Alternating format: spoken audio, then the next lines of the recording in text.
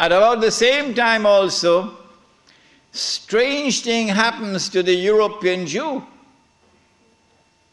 He's not just making money through lending money on interest.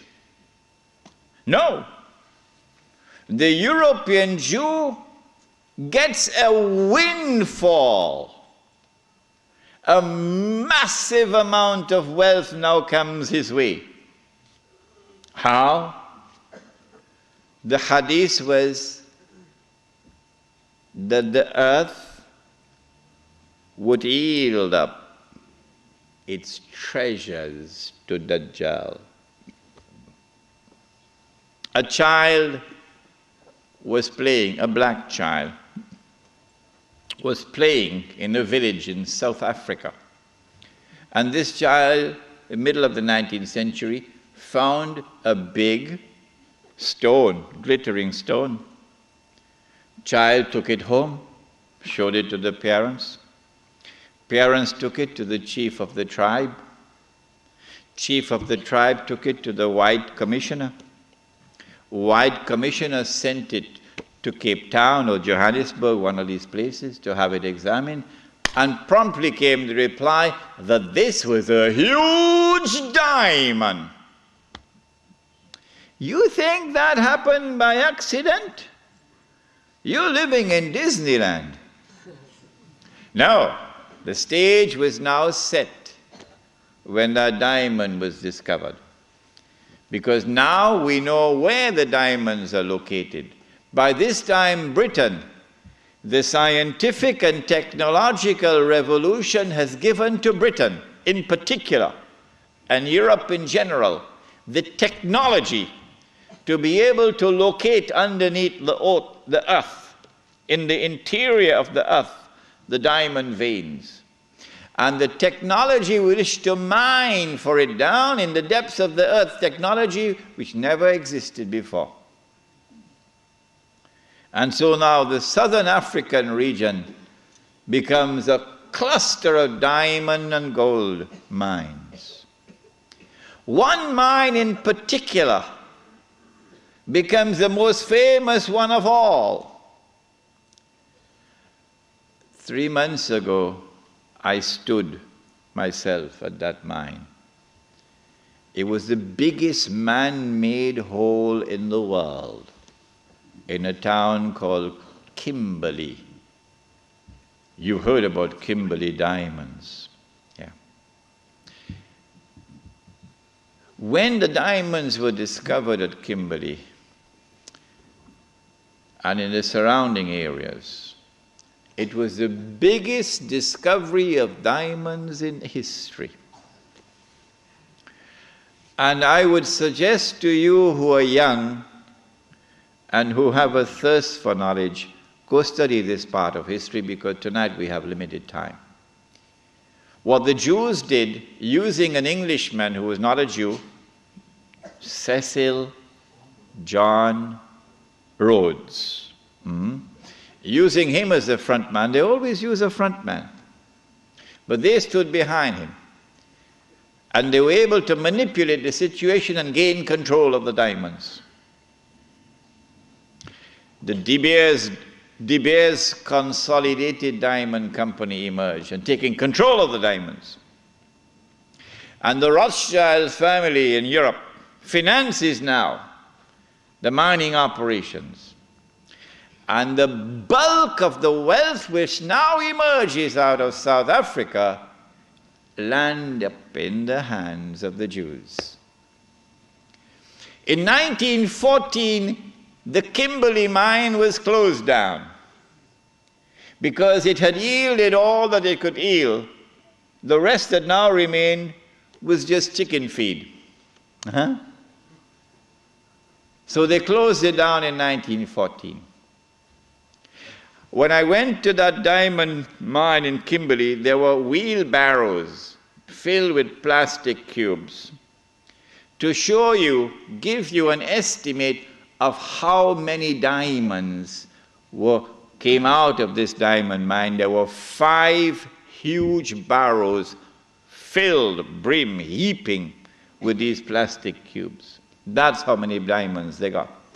And these were sold in the market, the international market, at the premium price because they cornered the market through the consolidated De Beers to establish a monopoly to ensure that the price would not come down. The Prophet ﷺ cursed that. When Kimberley was closed down in 1914, the European Jew now had amassed the maximum wealth he could amass at that period of time. This is just about 17 years after the Zionist movement was established. Within these 17 years, Dajjal had struck and had delivered to the European Jew this massive windfall of wealth. And so now they are ready in 1914 to move to the next stage. The philosophical and political systems already in place, and now the military attack. To destroy the Khilafah, you'll have to destroy the Ottoman Empire. And you cannot destroy the Ottoman Empire with 5,000 Jews in an army. You need a world war to destroy the Ottoman Empire. That's a tall order. So what you do is you plan a conspiracy. And you stay behind so that your fingerprints are not on the crime. In other words, you plan a September the 11th. Huh? The attack took place in the summer of 1914 when the Grand Duke Franz Ferdinand was assassinated in Sarajevo. In the summer of 1914, there were 6 major powers in Europe. And there was one dark horse across the Atlantic. No one knew how fast it could run because it had never run in a race so far. One dark horse across the Atlantic. And 6 major powers in Europe. They were number 1, Russia, France, Britain, Germany, Austria, Hungary. That's 5. What's number 6? Turkey. Ottoman Islamic Empire. Ain't no Turkey as yet. Ottoman Islamic Empire. These are the 6 major powers. How can you bring about a world war which would result in the dismantling of the Ottoman Islamic Empire? You've got to do some good planning to do this one. When they attacked and assassinated the Grand Duke Franz Ferdinand, they left footprints which led to Russia. As on September 11th, they left footprints which led to Al-Qaeda and Saudi Arabia. The reason why, I forgot to mention this last night, the reason why they put so many Saudis on board the aeroplanes. You remember I told you about the Saudi who went to his government? He says, listen, I've heard in the newspapers and on CNN that I'm dead.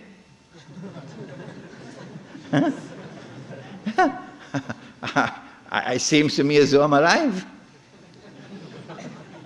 What they had done was to hijack his identity and put it on board the plane. I forgot to mention to you last night why they had put so many Saudis. The reason for this is to attack the client relationship, the friendly relations between the United States and the government of Saudi Arabia. If you can replace this with a new relationship of mistrust and hatred and enmity, it'll now facilitate the Jews when they launch their big war to take control of the Saudi oil, which is about to happen. This is why they put so many Saudis on board the aeroplanes. Good. They left footprints which led to Russia. And so Austria-Hungary had no option but to declare war on Russia. But Britain and France already had a treaty, a defense treaty with Russia.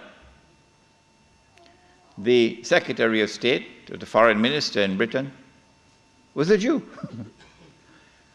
And so Britain and France now had to declare war in favor of Russia against Austria-Hungary. But Germany has the same racial ties with Austria-Hungary, so Germany is now forced to enter the war on the side of Austria-Hungary. So they have succeeded. Whoever planned that assassination has succeeded in bringing all these powers now in Europe into a state of war. All that is left now is what they call the sick man of Europe. Who is that? Ottoman Islamic Empire. The Khalifa in Istanbul does not want to enter the war. He knows how weak the Ottoman army is in terms of military technology. But through internal intrigue within Istanbul, the Ottoman Empire is forced into the war, and a Russian ship in the Bosphorus is used as a pretext. Once the war started, that massive wealth which the Jews had accumulated is now going to be used strategically for the purpose of influencing the direction of the war to get the prize that the Jews want. What is that prize? To destroy the Ottoman Islamic Empire, dismantle it, and to cut off the head of Islam, namely destroy the Khilafah. That's the prize they're after. The next prize is to liberate the Holy Land and to get the Holy Land for themselves. This is the prize they're after.